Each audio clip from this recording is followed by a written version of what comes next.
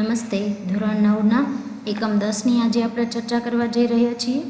એકમ 10 આપણું છે એ પદ્ય સ્વરૂપે આપેલું છે, જેનું શીર્ષક છે ભારત ગૌરવ. આ જે પદ્ય છે એના કવિ છે મૈથિલી શરણ ગુપ્ત. મૈથિલી શરણ ગુપ્તનો જન્મ 1886માં અને એમનું મૃત્યુ 1964માં થયું હતું. આપણે જોઈએ કે મૈથિલી શરણ ગુપ્ત વિશે. मैथिली शरण गुप्त का जन्म झांसी जिले के चीर गांव में हुआ था. मैथिली शरण गुप्त છે એમનો જન્મ ઝાંસી જિલ્લાના ચીર ગાંવમાં થયો હતો. बाल्यावस्था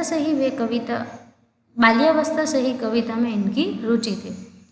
પોતાના બાળ અવસ્થાથી જ એને કવિતામાં रुचि હતી. इनकी प्रारंभिक रचनाएं हिंदी की पत्रिका सरस्वती में प्रकाशित हुई અને એની જે પ્રારંભિક काव्य रचनाओं हती ए हिंदी जो सरस्वती पत्रिका हती एमां प्रकाशित थई.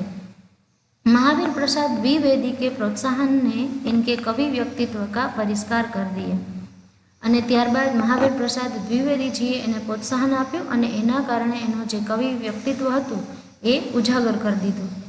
राम भक्ति के बारे में सराबोर पारिवारिक संस्कारों ने इन्हें राम काव्य लिखने के लिए प्रोत्साहित किया और तत्कालीन राष्ट्रीय परिस्थिति से प्रभावित होकर इनकी कविता में राष्ट्रीय चेतना और स्वदेश की गौरव की गूंज सुनाई देने लगी. राम भक्ति थी पोते तरबतर हता अने परिवारोना संस्कारो छे जेना कारणे ए पोते राम काव्य लखवा माटे थई अने प्रोत्साहित थाय छे, एने प्रोत्साहन मळे छे अने तत्कालीन राष्ट्रीय परिस्थितिओ जे छे एनाथी प्रभावित थई अने ए पोतानी कविताओमां राष्ट्रीय चेतना अने स्वदेशना गौरव विषयनी जे बात है एनी गूंज आपने संभळाय छे. इसी कारण ये राष्ट्रकवि के संबोधन से प्रसिद्ध हुए अने आज कारण थी पोते राष्ट्रकविना संबोधन थी प्रसिद्ध थया. भारत भारती, साकेत, पंचवटी, यशोधरा, विष्णुप्रिया आदि इनकी प्रमुख रचनाएं हैं. भारत भारती, साकेत, पंचवटी, यशोधरा, विष्णुप्रिया वगैरह जे छे एनी प्रमुख हिंदी काव्य रचना है. हिंदी साहित्य एवं शिक्षा के क्षेत्र में अनुभव योगदान के कारण इन्हें सन 1954 में पद्म भूषण की उपाधि से अलंकृत किया गया तथा राज्यसभा का सदस्य भी मनोनीत किया गया. शू कहे छे कि ए पोतानी जे आ काव्य रचनाओं अथवा तो एनु जे कार्य हतुं एनाथी અને એના યોગદાનથી એને 1954માં પદ્મભૂષણ નામની જે પુરસ્કાર છે એનાથી પણ એને સન્માનિત કરવામાં આવ્યા, સુશોભિત કરવામાં આવ્યા. ત્યારબાદ એને રાજ્યસભાના સદસ્ય તરીકે પણ નિમણૂક કરવામાં આવી. તો આ થયો મૈથિલી શરણ ગુપ્ત વિશેનો ટૂંકો પરિચય. હવે આપણે આ કાવ્યમાં શું કહેવામાં આવ્યું છે એના વિશે જો જોઈએ તો પ્રસ્તુત કાવ્ય ભારત ભારતી से लिया गया है. आ जे काव्य है ये भारत भारती नामनी जे एनो काव्य संग्रह है एमांथी लेवामां आव्युं छे, जिसमें 3 खंड में देश का अतीत, वर्तमान और भविष्य चित्रित है. जेमां देशनो जे भूतकाळ, वर्तमान काळ अने देशनो जे भविष्य है ए 3 वस्तुनी जे स्थिति है एने 3 विभागमां विभाजित करी अने वर्णववामां आवी छे.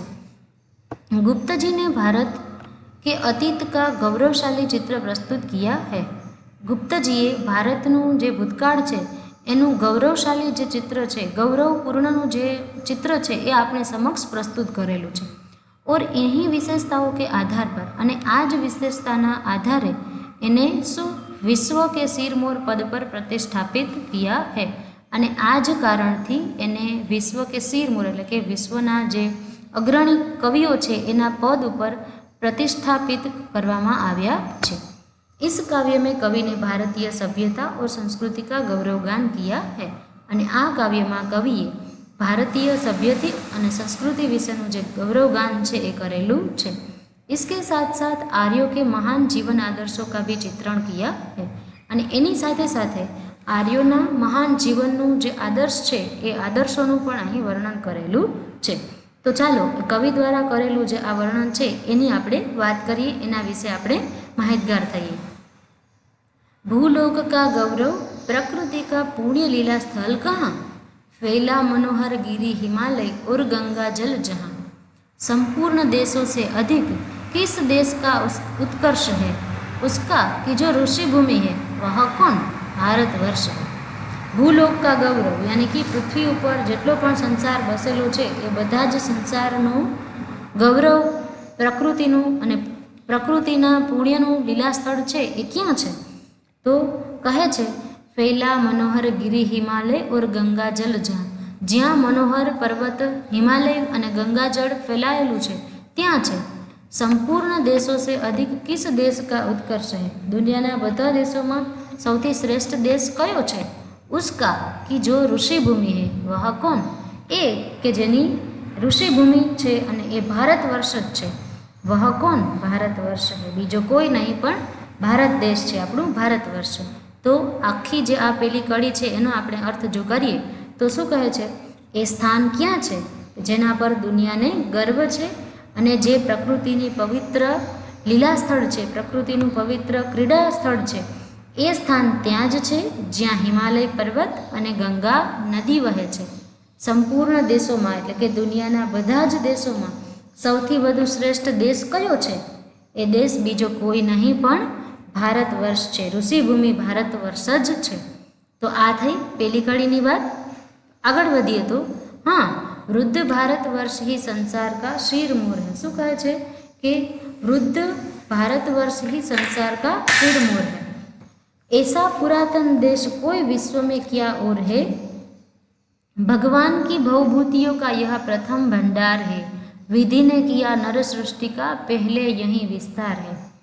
શું કહે છે કે હા, વૃદ્ધ ભારત વર્ષ દુનિયાના બધા દેશોમાં શ્રેષ્ઠ દેશ છે અને બીજો કોઈ એની સરખામણીમાં દેશ છે નહીં। શિરમોર એટલે કે શ્રેષ્ઠ અથવા તો સૌથી અગ્ર જેને કહી શકીએ। એસા પુરાતન દેશ કોઈ વિશ્વ મેં ક્યાં ઓર હે?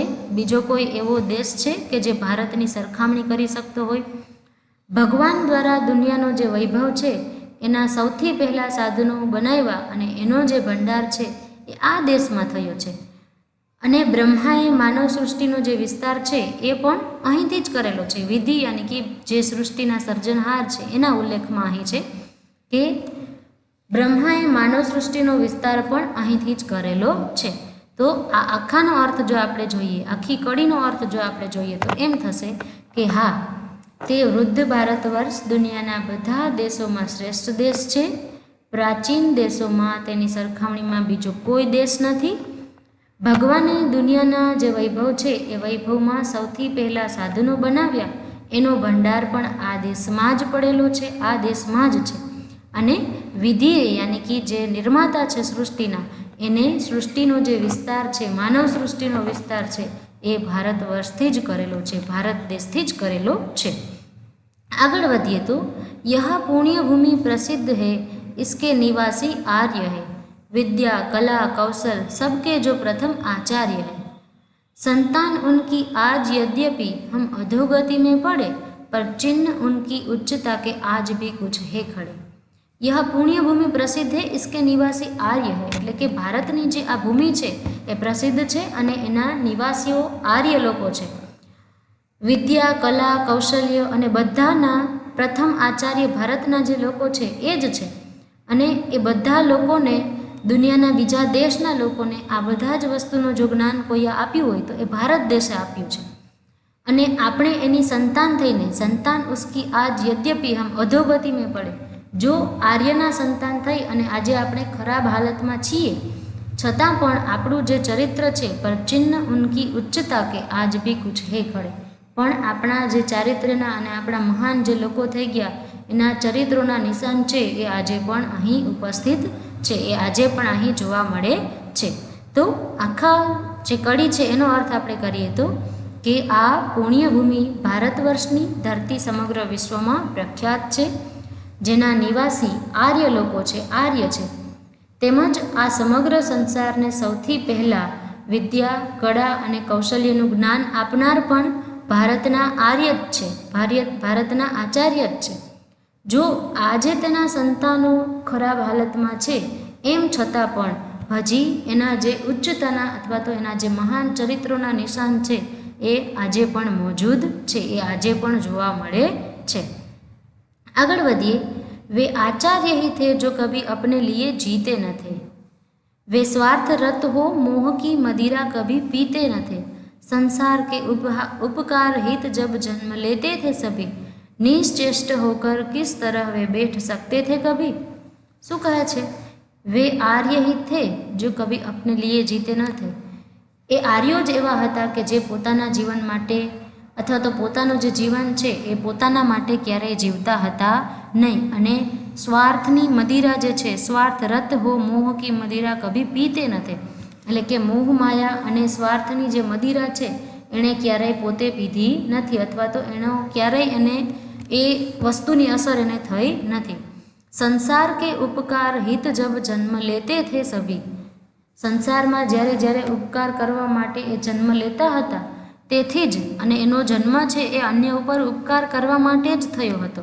નિશ્ચેષ્ટ હોકર કિસ તરહ વે બેઠ શકતે થે કભી, સંસારમાં ઉપકાર કરવા માટે જ એવો જન્મ લેતા હતા, તો પછી નિશ્ચેષ્ટ એટલે કે નિષ્ક્રિય થઈને એ કેવી રીતે બેસી શકે, એ પોતે નિષ્ક્રિય થઈને કેવી રીતે બેઠા રહે। તો આખા જે કડી છે, આખી જે પંક્તિ છે એનો આપણે અર્થ જોઈએ તો તે આર્ય જ એવા હતા કે જે પોતાના જીવનને, પોતાનું જીવન ક્યારેય નહોતા સમજતા, પોતાનું જીવન ક્યારેય પોતાના માટે નહોતા જીવતા, એમને કદી લોભ મોહ કે કોઈનો પણ પ્રકારનો જે સ્વાર્થ છે એ લાગુ થયો ન હતો।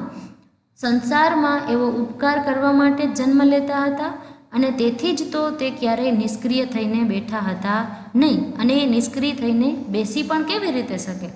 તો આ થઈ આપણી સરસ મજાની ભારત વર્ષ અથવા તો ભારત ગૌરવ નામની જે આ કવિતા છે કે જેમાં ભારતનું ભૂતકાળ, ભારતનું વર્તમાન અને ભારતના ભવિષ્યની જે વાત છે એ આપણી સમક્ષ રજૂ કરાઈ છે। મૈથિલી શરણ ગુપ્તએ સરસ રીતે આ જે વાત છે એને આપણી સમક્ષ વ્યક્ત કરી અને એ આપણે સમજ્યા।